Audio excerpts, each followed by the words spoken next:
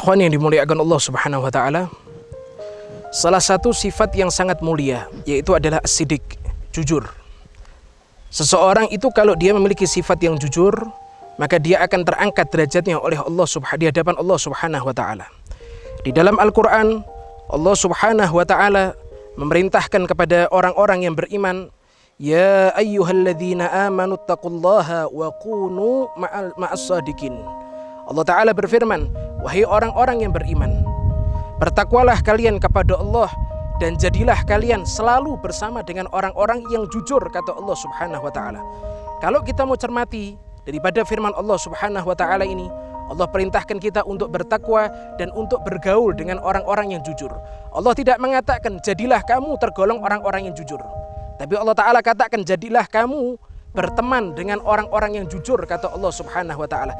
Ini menjelaskan kepada kita, kalau berteman dengan orang yang jujur saja sudah itu perintah daripada Allah taala, dan itu akan menjadikan pahala yang besar daripada Allah Subhanahu wa taala, apalagi kalau kita tergolong daripada orang-orang yang jujur. Ikhwan yang dimuliakan Allah Subhanahu wa taala, Asy-Syaikh Abdul Qadir Al-Jailani, beliau adalah seorang Sultanul Aulia, pemimpin daripada para wali di zamannya.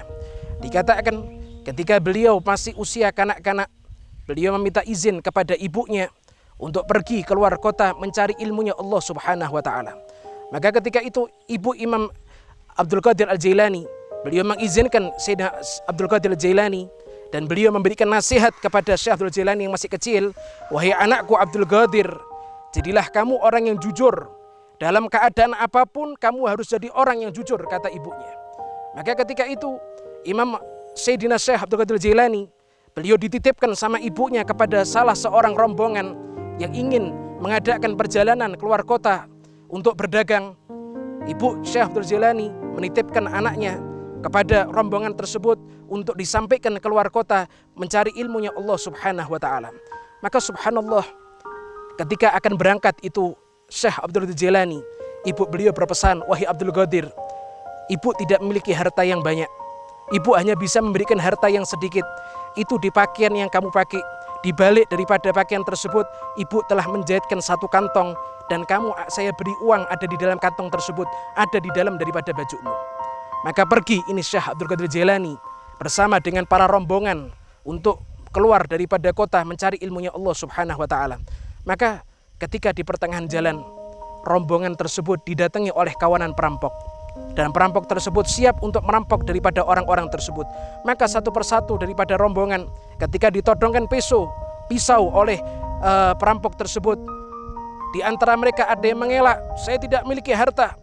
Maka setelah diteliti satu persatu, dibongkar satu persatu, ternyata di tasnya ada harta. Orang yang kedua juga sama, mengelak, tidak memiliki harta, tapi setelah dibongkar ternyata ada harta. Maka ketika sampai pada Sayyidina Abdul Qadir Jailani, ditanya oleh kawanan perampok, wahai anak, kamu punya harta apa tidak? Apa jawaban Syekh Abdul Jailani? Beliau tidak mengelak, beliau berkata, wahai perampok, saya punya harta. Ini di balik daripada pakaian saya, ibu saya telah menjahitkan, ada di balik daripada pakaian saya dikasih harta sekian. Beliau sebut banyaknya harta tersebut, saya dikasih sama ibuku sekian, ada di balik daripada pakaianku tersebut. Maka dilihat sama perampok tersebut, dibuka pakaian Syekh Abdul Jailani, ternyata benar di dalamnya ada harta. Maka ketika itu perampok tersebut dia merasa malu. Seorang anak yang masih kecil memiliki sifat yang jujur, sedangkan kawanan perampok sudah sampai pada usia yang tua tapi tidak pernah jujur kepada Allah Subhanahu wa taala. Maka ketika itu, karena mereka kawanan perampok melihat bagaimana akhlaknya Asy-Syaikh Abdul Qadir Jailani, pemimpin daripada perampok tersebut, dia berkata, wahai anak, kamu mau kemana? Kamu mau bertujuan kemana wahai anak? Saya akan pergi keluar kota untuk cari ilmu. Maka pemimpin daripada perampok tersebut, dia berkata, kemana kamu pergi? Saya akan ikut. Kamu mau cari ilmu, saya juga akan ikut, kata pemimpin daripada perampok. Maka anak buah daripada pemimpin tersebut, dia berkata, wahai pemimpin, engkau adalah pemimpin kami. Kalau engkau pergi kemanapun juga, kami akan ikut bersama dengan engkau. Kamu tobat, saya juga akan tobat. Maka pemimpin dia mengatakan, saya tobat karena saya malu melihat akhlaknya seorang anak yang masih kecil. Dia punya sifat yang jujur, sedangkan saya sudah sampai pada usia tua tidak pernah jujur dengan Allah Subhanahu wa taala. Saya tobat, saya ikut dengan anak kecil ini untuk cari ilmu.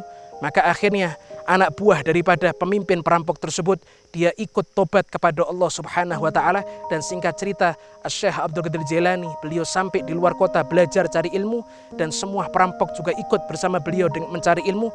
Selang berapa tahun kemudian, kawanan perampok itu semuanya menjadi para ulama, menjadi orang-orang yang alim, menjadi orang-orang yang berjihad di jalan Allah, berdakwah, melanjutkan estafet dakwahnya Rasulullah Shallallahu Alaihi Wasallam. Coba kita lihat as-siddiq yahdi ilal huda.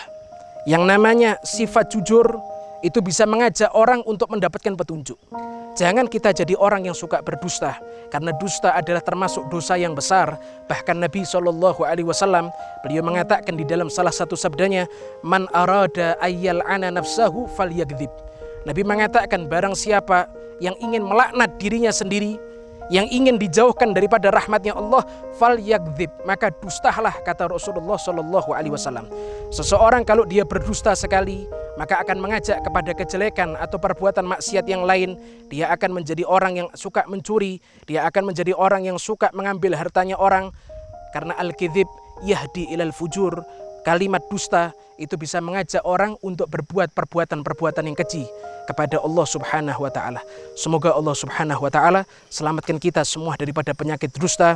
Allah taala jadikan kita semua minas shadiqin, termasuk kelompok orang-orang yang jujur, dan dimasukkan ke dalam surganya Allah Subhanahu wa taala. Wassallallahu ala sayyidina Muhammadin wa ala alihi wasallam walhamdulillahirabbil alamin.